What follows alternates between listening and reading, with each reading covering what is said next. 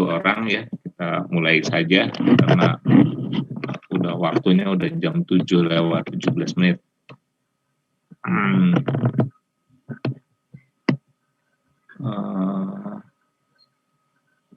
Ini ada. Baik, kemarin kita sudah sampai ke materi apa namanya? Bapak lihat dulu ininya, share-nya ya.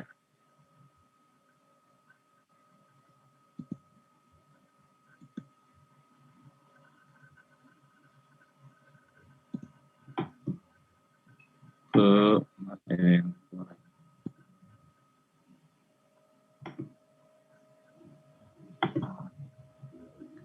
jarak dari titik ke garis kemarin ya, kita udah bahas mengenai udah kita diskusikan jarak dari titik ke garis.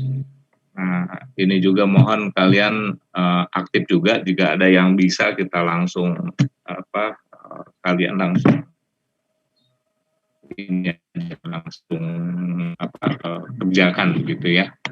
Kalau ada yang bisa nanti kita akan coba latihan-latihan. Baik, kita lihat dulu.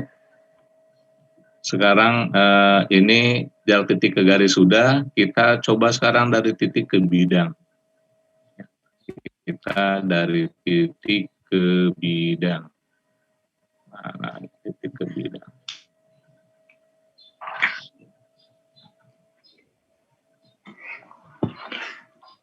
Ya, ini saya kira ini ya, yang titik ke bidang.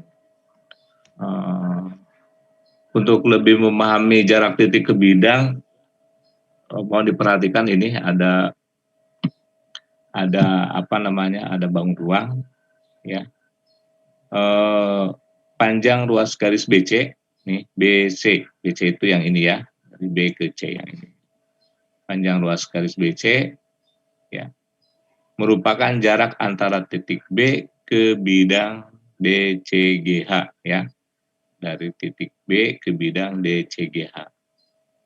Begitu juga misalnya panjang ruas garis CD merupakan jarak antara titik C di sini nih, titik C ke bidang ADHE. Ya.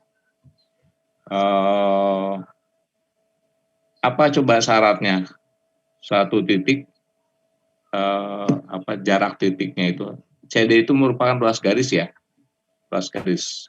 Jadi dicari panjang ruas garisnya untuk mencari jarak titik ke bidang. Syaratnya harus bagaimana? Antara titik C ke bidang itu harus seperti apa? Untuk mencari jarak dari titik ke bidang itu syaratnya apa coba? Kalau dari sini nih, dari contoh soal ini. Kalau kita perhatikan sama aja ya, nomor 2, 1, 2, 3 gitu.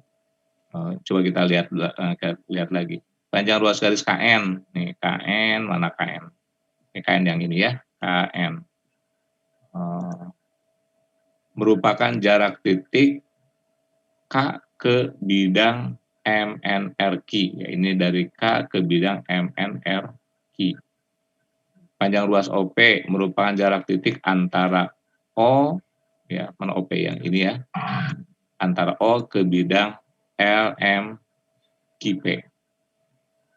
Begitu juga yang balok yang seperti ini ya. Panjang garis EH atau HE merupakan jarak antara titik H ke bidang ke bidang ABF ya, bidang ABF. Panjang ruas garis CG merupakan jarak antara titik C dengan bidang EFGH. CG ini bidang EFGH.